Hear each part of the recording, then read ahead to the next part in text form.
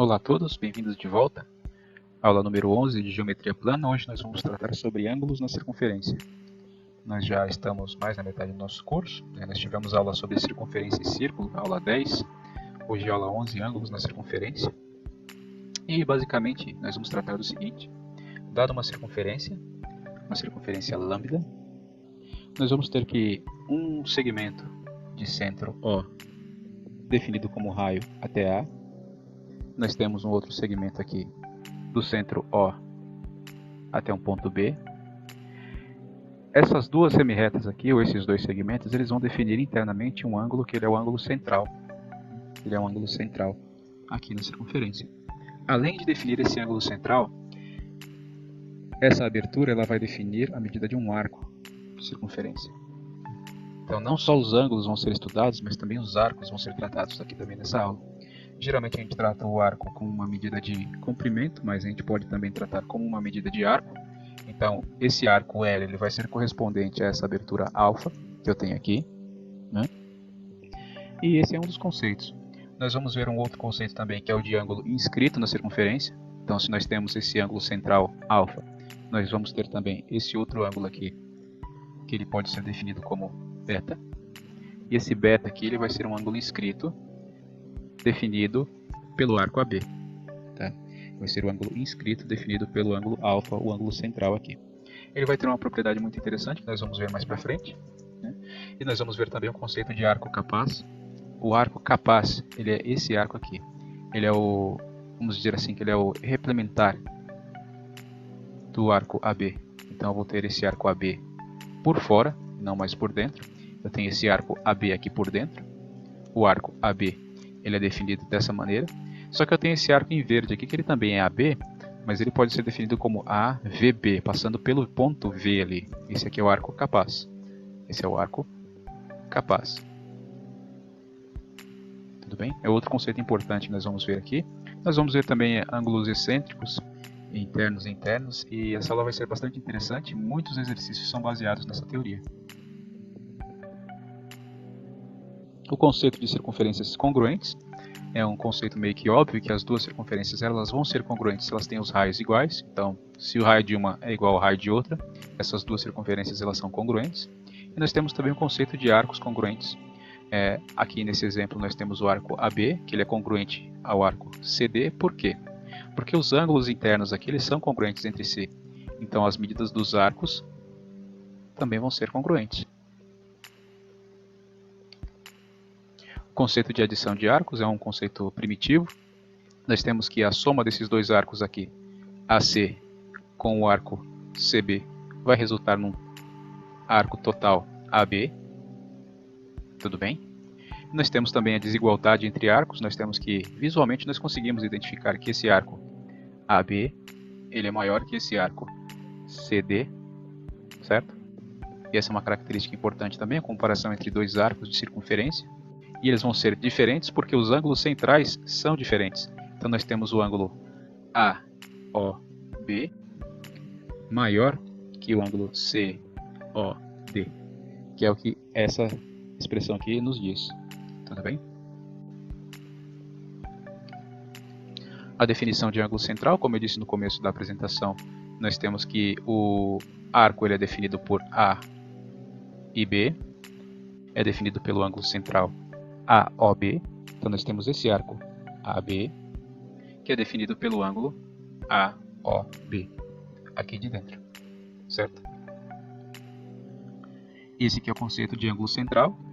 E o ângulo central nós temos o arco correspondente ao ângulo central, que ele pode ser tanto denominado com a mesma medida em graus, como com a medida linear, dado em uma unidade de medida que pode ser centímetros, milímetros, ou por aí vai. A medida do ângulo central ela corresponde ao arco, né, que o forma. Então nós temos no interior da circunferência esse ângulo de 60 graus, por exemplo. Nós temos que ele define um arco de circunferência de medida AB. Então nós temos aqui AB medindo 60 graus. Nós temos aqui também um exemplo de um ângulo central de 150 graus, definindo um arco CD de 150 graus também. Ok? E nós dissemos no começo que às vezes nós confundimos a medida do arco com a medida do ângulo central. Então na figura ao lado, o beta, que é o ângulo central aqui, ele corresponde ao arco AB. Aqui. Então o arco AB ele é igual ao ângulo central beta. A definição de ângulo inscrito, como eu disse no começo da apresentação, nós temos que, dado um ângulo central, nesse caso nós temos AOB, vamos supor que esses dois segmentos que eu acabei de desenhar em vermelho aqui, eles sejam feitos de borracha, tá? Eles são um elástico. E, por consequência, eu consigo esticar esses dois segmentos aqui até que o ponto O toque o ponto V. Vou fazer o ponto O aqui, encostar no ponto V. Por quê? Porque eu disse que esses dois segmentos aqui, OA e OB, eles são feitos de borracha. Se eu peguei aqui o ponto O, estiquei até que o O encontre o ponto V aqui, nós temos a definição de ângulo inscrito como sendo esse daqui. O ângulo AVB, esse ângulo aqui, ele vai ser o ângulo inscrito na circunferência, né? Baseado nesse ângulo central aqui, AOB. A medida do ângulo inscrito, e essa é a propriedade muito importante, um ângulo inscrito é metade do ângulo central correspondente. Ou a medida de um ângulo inscrito é a metade da medida do arco correspondente. Então, dado aquele exemplo do slide anterior, nós temos que AOB é igual a beta. Nós temos o ângulo beta aqui. Tá? Nós temos aquelas duas hastes de borracha, que são os segmentos OA e OB, que eu estico até que o O encontre o ponto V. Com isso, nós vamos encontrar esse ponto V com um ângulo alfa. E a característica primordial que eu quero que vocês recordem sobre ângulo inscrito é que ele é metade do ângulo central, ou o arco definido pelo ângulo central dividido por 2. Então, se essa medida aqui ela tem, vamos supor, 60 graus, o beta é igual a 60 graus, quanto que vai valer o alfa? 30. Se aqui vale 100 graus, o beta vale 100 graus, quanto que vai valer o alfa? 50 graus. Porque o ângulo inscrito ele vai ser a metade do ângulo central definido aqui na circunferência. Outra característica que é bastante cobrada em questões de concurso público, vestibulares, é que se nós temos aqui uma semicircunferência e nós temos um triângulo inscrito nessa semicircunferência, esse triângulo obrigatoriamente ele vai ser retângulo. Por quê? Imaginem agora que eu tenho dois segmentos aqui. Eu vou destacar em cores diferentes. Eu vou colocar aqui como se fosse a origem do sistema. Aqui, a origem da circunferência, o ponto central O. Eu vou colocar esse traçado em azul e em verde aqui. Tudo bem? Mesmo esquema. Eu vou dizer que esses dois segmentos aqui, tanto o azul quanto o verde, tanto o OA quanto o OB, eles são feitos de elástico. E eu vou puxar esse ponto O até tocar aqui no ponto V. Com isso, esse lado em azul ele vai ficar assim. E o lado em verde ele vai ficar assim. Tudo bem? É o mesmo esquema do exemplo anterior. Só que eu não disse que o ângulo inscrito, que nesse caso vai ser o AVB, ele vai ser a metade do ângulo central definido? Pois é. O ângulo central aqui, ele mede 180 graus. Ele mede 180 graus. Tá? Se ele mede 180 graus, quanto que vai medir o ângulo inscrito correspondente? 90 graus. Né? Eu digo que todo triângulo inscrito em uma semicircunferência ele é retângulo por conta do teorema do ângulo inscrito. Então, esse ângulo reto ele vai ser inscrito na semicircunferência. Então, sempre que nós tivermos uma semicircunferência aqui, sempre que nós tivermos uma semicircunferência e nós tivermos um triângulo qualquer que seja inscrito nela, e inscrito eu quero dizer que os dois dos vértices vão ser os pontos extremos de um dos diâmetros da circunferência, esse triângulo obrigatoriamente ele vai ser retângulo. O conceito de quadrilátero inscritível, a propriedade ela vai ser a seguinte, dado que nós temos um quadrilátero aqui, ele é definido por ABCD. O quadrilátero ele vai ser inscritível quando nós tivermos que a circunferência ela consegue tocar os 4 pontos desse quadrilátero. Então, se eu tenho os 4 vértices do quadrilátero tocando a circunferência, então esse quadrilátero ele é inscritível. E a propriedade mais importante que nós temos é que A condição suficiente necessária para que esse quadrilátero convexo seja inscritível é que ele possua os ângulos opostos suplementares. Essa palavra suplementar, o que ela significa? A soma dos ângulos tem que dar 180 graus. Então, por exemplo, se eu tiver o ângulo A e eu quiser somá-lo com o ângulo C, A mais C igual a 180 graus. Isso porque eles são opostos. O ângulo A é oposto ao ângulo C, porque os vértices são opostos nesse quadrilátero. E esse quadrilátero ele é inscritível.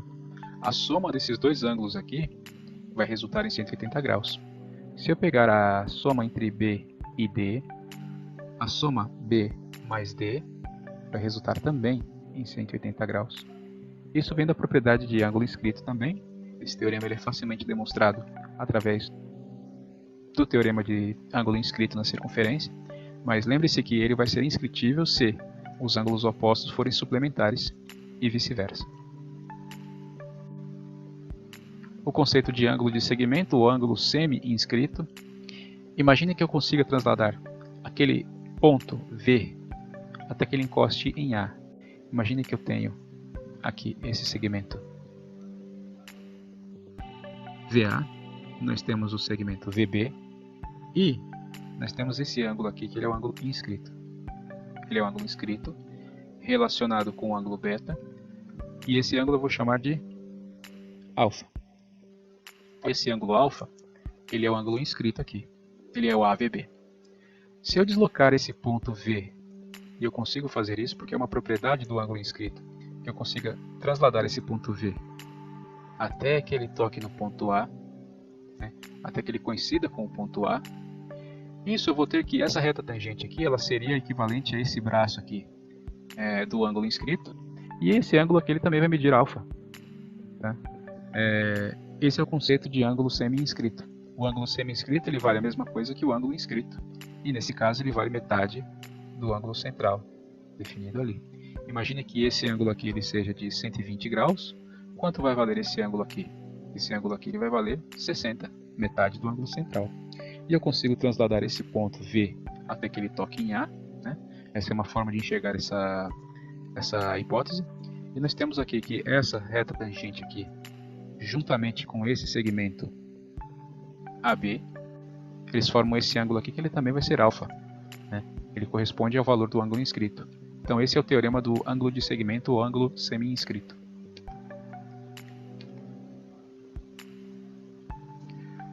Nós temos a medida do ângulo de segmento então, que pelo teorema do ângulo inscrito ele também consegue ser provado, mas nós temos que a medida do ângulo semi-inscrito ele também vai ser a metade do ângulo central ou do arco de circunferência correspondente. O ângulo semi-inscrito ele vai ser a metade do arco ou do ângulo central associados a ele.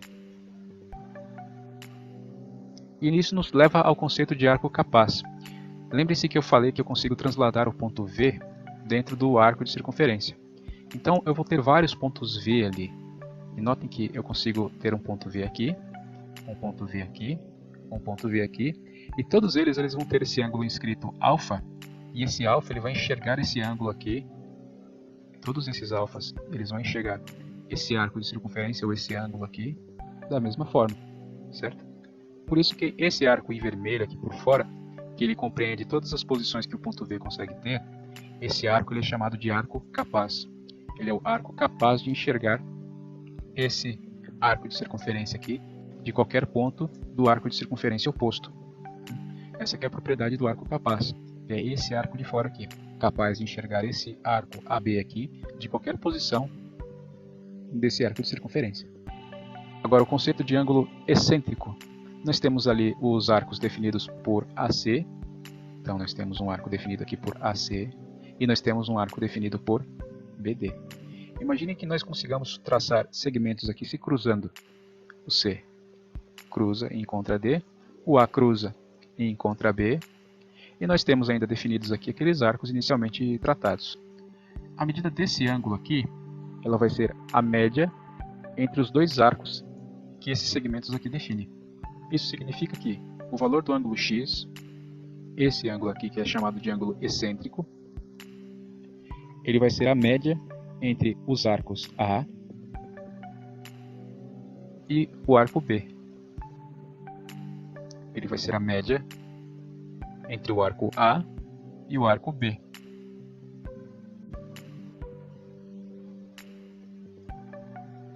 Agora nós podemos ter também um ângulo excêntrico exterior. Isso quer dizer que o ponto de cruzamento dos segmentos ele não vai ser interior à circunferência, sim externo. Então, tratando aqui como um ponto externo à circunferência, nós temos ali a definição daqueles dois segmentos. Nós temos os dois segmentos aqui. E nós temos a formação do ângulo excêntrico exterior, que está localizado aqui, é esse x. E nós vamos ter que x, o valor do x, ele vai ser a diferença entre esses dois arcos definidos aqui, esse arco A e esse arco B, que é o que esse ponto aqui, que eu vou chamar de ponto P, enxerga, né? Através dessa abertura x, desse ângulo x, esse ponto P enxerga esses dois arcos, e o valor do x vai ser a diferença entre os dois arcos que ele enxerga, dividido por 2. A mesma coisa nós temos nesses outros exemplos aqui. Nós temos que o segmento aqui ele também cruza, mas nesse caso aqui ele é tangente. O valor do x está ali dentro. Esse x ele também vai ser a diferença entre o arco A e o arco B, dividido por 2. E o último exemplo, com dois segmentos tangentes. Então nós temos os segmentos tangenciando a circunferência. E nós temos esse ângulo excêntrico exterior x definido aqui. Nós vamos ter também que o x vai ser a diferença entre esse arco aqui de fora, que é o arco A, e o arco B aqui de dentro. Então essa é a definição de ângulo excêntrico exterior. E com isso eu concluo a nossa aula de hoje, uma aula relativamente curta, mas que abrange conceitos importantes muito cobrados em exercícios. Eu espero vocês na próxima. Até breve.